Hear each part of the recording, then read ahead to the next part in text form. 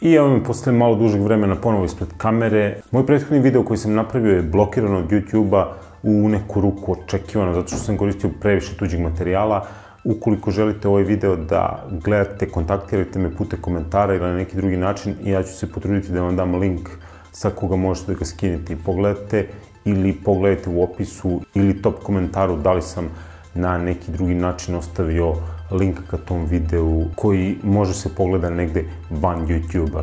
U svetu motorsporta poslednjih nekoliko godina dešava se nešto veoma bitno, što će pravu svetlost dana ugledati 2023. godine. Ovo je projekat koji je tako dobro prihvaćen, makar na papiru, da bi dugoročno gledano mogao čak da ugrozi i Formulu 1. Odmah da kažem, ja ne mislim da će išta za mog života poljuljati popularnost Formule 1, ali takmičenja o kojim ću vam danas pričati imaju pravila koje su privukla fabričke timove na način na koji to Formula 1 nikada nije moglo. Pričam naravno o prototip automobilima i trkama izdržljivosti. Ali ove godine ćemo mnogo češće izjednačavati dešavanja u World Endurance šampionatu i IMSA šampionatu. Sada ide deo koji je malo komplikovaniji, ali zapravo nije, ostanite do samog kraja i bit će vam sve jasno. U World Endurance šampionatu najjača klasa koja više ne postoji bila je LMP1. Nju je zamenila nova LMH klasa, odnosno Le Mans Hypercar. Sa druge strane, bare da tako kažem, pojavila se LMDH klasa koja predstavlja Le Mans Daytona, dok ono H na kraju nikada nije definisano, ali znači hibrid. LMDH klasa je zamena za najbržu klasu u IMSA šampionatu, koja je do sada bila DPI, a od 2023. godine će nositi novo staro ime GTP.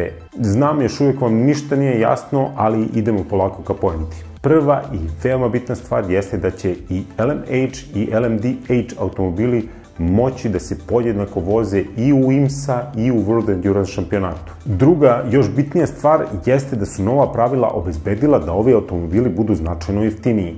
Neki navodi kažu i do 80% u odnosu na LMP1 automobile, što je pokrenulo lavinu fabričkih i privatnih timova koji su zainteresovani za najjaču klasu trkanja, sigurno od kad ja znam za sebe, ako ne i ikada. Da stvar bude još bolja, pozitivni talas će se odraziti ne samo na jedno, već na dva takmičenja. Tako će u očima ljubitelja World Endurance šampionata IMSA biti jednako interesantna i obrnuto. Nešto kao kada bi NBA i Euroliga imali povremeno pomešane mečeve sa sve bodovanjem. Koja su to pravila koja su učinila da nove klase budu veoma atraktivne? Hypercar automobili, što bi se reklo iz daleka, izgledaju isto kao LMP1. Ipak, kada se rastave na osnovne činioce, vidi se da svoje poreklo vode iz običnih automobila. Težina automobila je veća, kokpit mora da bude veličine za dve osobe, što čini da zapravo to bude automobil, a ne zatvorena formula. Legure motora ne mogu da oskaču više od 20% od fabričkih motora, a kompletno motor mora da ima osnovu u fabričkom modelu. Pravila kažu da dimenzije i oblik automobila ne mogu da budu previše, hajde ne trošim puno vremena na ovo, ali da budu previše čudni.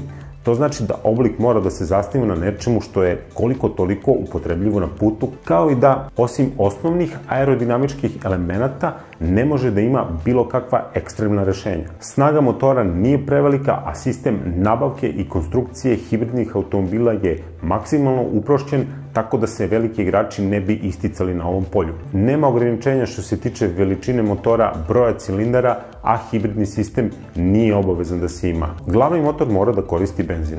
Konačno, brzina automobila će biti regulisana BOP sistemom, tako da veliki igrači nemaju motiva da previše bacaju novca u razvoj, jer će njihov eventualno prebrzi automobil biti usporen, najčešće pomoću dodavanja dodatne težine ili regulisanja dotoka goriva. Pre nego što pogledamo koji će se timovi takmičiti u 2023. godini i godinama koji prestoje, pogledajmo suštinsku razliku u stvaranju LMH i LMDH automobila. Ponavljam još jednom, pravila za ove dve klase su ista, a nakon BOP regulacije oni će imati skoro identične performanse, međutim njihovo poreklo je drugačije. LMH automobile i njihove komponente može da razvija bilo ko i da se sa tim automobilima takmiči ili da ih prodaje drugim timovima. LMDH automobile će imati iste hibridne sisteme i menjače, a moći će da koriste jednu od 4 šasije, sve od ultra poznatih imena u ovom svetu. Šasije će isporučivati Multimatic, Oreca, Ligier i Dallara. Kada uzmete šasiju, menjač i hibridni sistem, od tog momenta možete raditi šta želite u okviru pravila. Pa će tako i u LMDH klasi automobila postojati fabrički, ali i kompletni automobili prodati trećim timovima. Dugoročno gledano, LMDH automobili mogu da budu isplahljiviji i jednako brzi kao LMH, pa je rizik da LMH automobili nakon nekoliko godina izgube podršku iz kompanijskih centrala. Pogledajmo ko će se i sa kojim tipom automobila gde takmičiti. Kao što već verovatno znate, LMH automobili postoje od 2021. godine, ali je 2023. godina moment od kada IMSA prihvata nova pravila i kada u igru uskaču mnogi drugi proizvođači i timovi.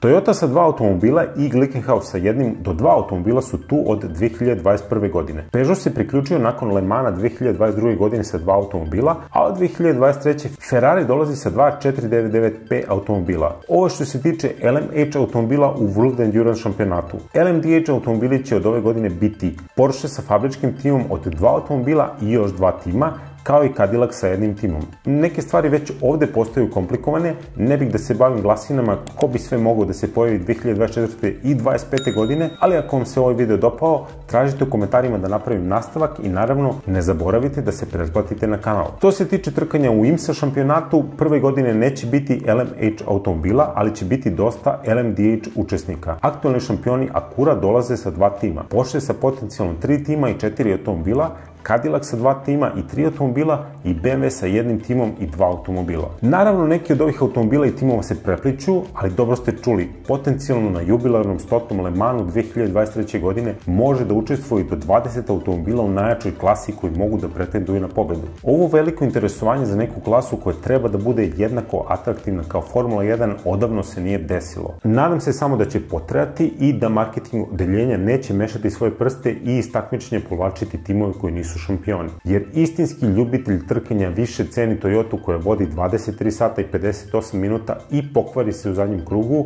nego Toyotu koja lagano pobeđuje Le Mans zbog toga što su se Porsche i Audi povukli iz takmičenja nakon velikih finansijskih problema posle skandala sa dizel automobilima i velike kazne u Americi. Ovo je tema o kojoj još puno može da se priča i nadam se da sam vas zainteresovao. Obavezno u komentarima pišite ukoliko želite više se bavim ovom tematikom, obzirom da će ona biti super interesantna ove i narednih godina. Prva trka je za manje od mesec dana, a to je 24 časa Daytone, tokom koji ćemo prvi put osjetiti veliki potencijal novih pravila vezanih za hypercar automobile. Do sledećeg videa, pozdrav!